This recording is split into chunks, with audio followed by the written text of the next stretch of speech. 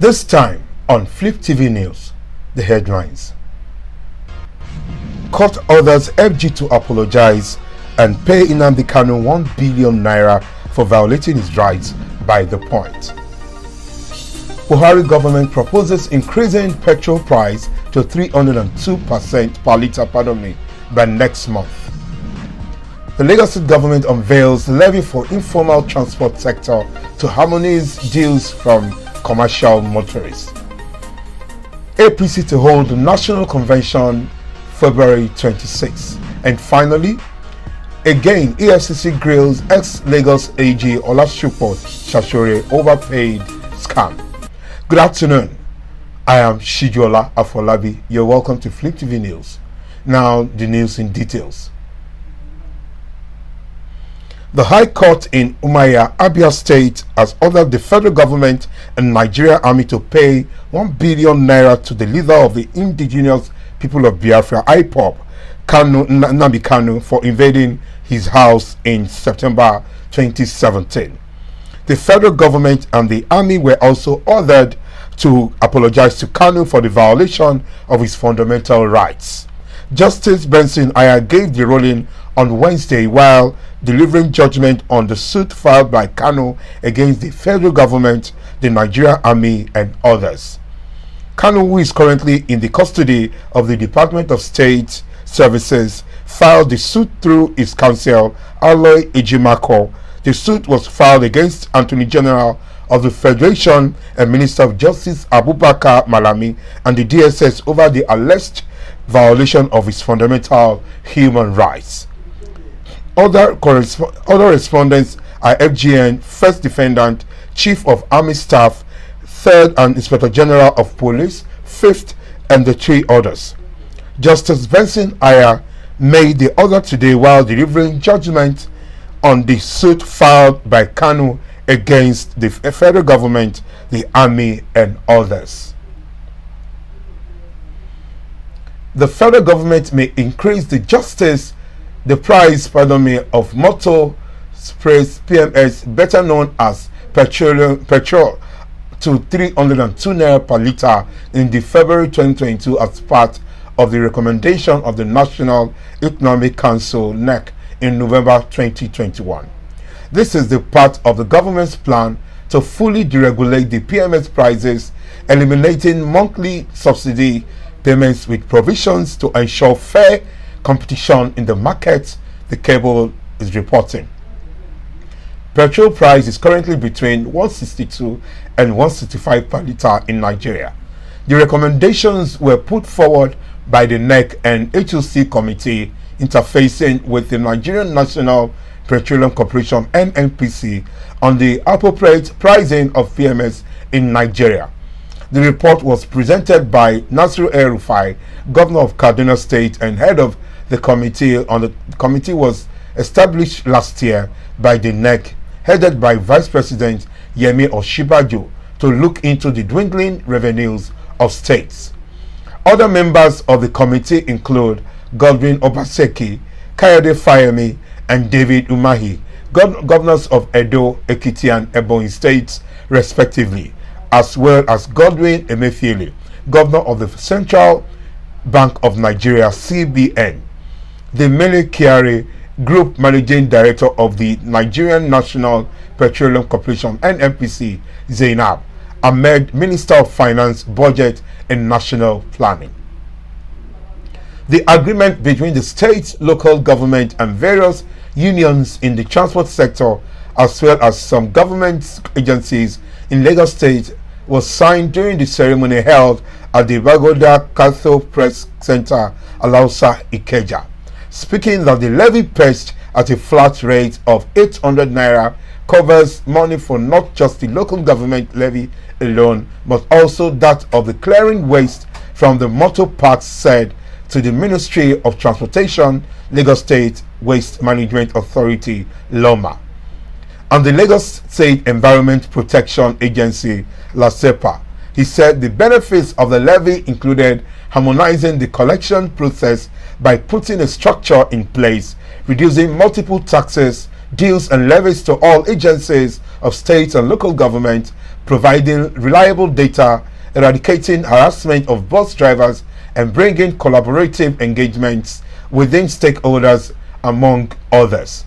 The commissioner said the consolidated informal transport sector levy approach was an alignment with stakeholders and total infrastructure of the transport system that will further boost monies coming into government coffers, adding that Governor Babajide Sanwo-Olu administration had put the interest of the citizens as a priority.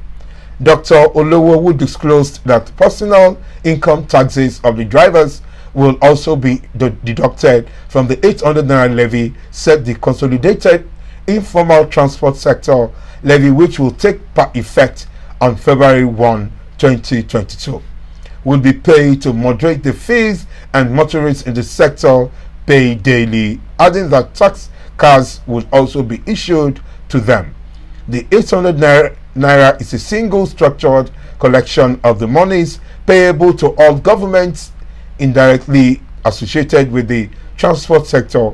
With the government is to organize the collection and reduce the multiplicity of levies and all sorts of taxes, dues and monies due to government from the transport unions, bus drivers with tax cards, and the issue of arbitrary payments will eradicate once they pay from the point of their loading each day, he said.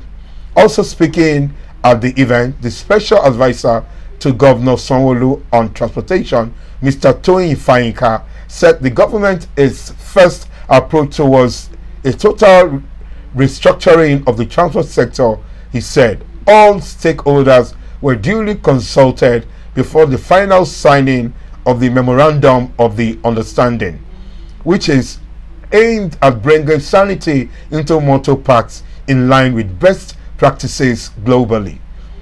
The chairman of the Lagos State chapter of the National Union of Road Transport Workers Union, Alhaji Musilu Akisoya, popularly known as MC Oluomo, explained that the union, in collaboration with the Road Transport Workers Union, had approached the government to consolidate the fees to make it easier for the government. The All Progressives Congress has announced that its national convention will hold February 26. This was stated by the chairman, Caretaker Extraordinary Convention Planning Committee and Governor of Yobe State, May Malabuni, on Tuesday, who spoke at the Progressive Women Congress held in Abuja, however, failed to state the venue for the convention. He said, you remain the best mobilizers of the support to any political party and its candidates. You have always been there in queue to election day to determine the fate of candidates. With this, we are confident of winning the 2023 general election with huge success. Let me assure you that the party shall not forget this gesture by supporting women and youth for their political aspirations. And to realize their political dreams, we look forward to having more women contesting in the forthcoming national convention of the party on February 26, 2022 and the general elections. Now, as we approach the convention and move closer to the next election, I wish to remind you of your progressive role in supporting progressive-minded leaders, he added.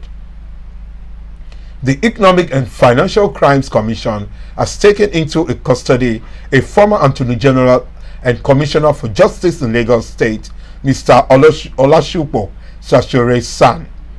Sashore is being grilled by EFCC operatives over his roles in the Process and Industrial Development scam. He had earlier been questioned by anti-agency over the allegations against him. A competent source disclosed that the senior lawyer arrived at the Commission's headquarters in Abuja on Tuesday afternoon and was questioned for several hours. Shashore was alleged to have bungled the case filed against Spade in London despite being paid at $2 million professional fee by the federal government. Reports said he was appointed as counsel for Nigeria in the arbitration leading to legal tussle on account of his legal expertise and position as a former president of the Lagos Court of Arbitration. Shasore was said to have been paid $2 million to assist in the first and second stages of the arbitration, but investigation by the AFCC later revealed that Shasore did not give his best to defend the country's interests, but rather kept pushing for settlement, suggesting that he was compromised. Giving an update on the latest developments, a source said Shasore is still being questioned over his roles in the paid scam following new evidence. Uncovered by investigators, he will spend the night in our custody.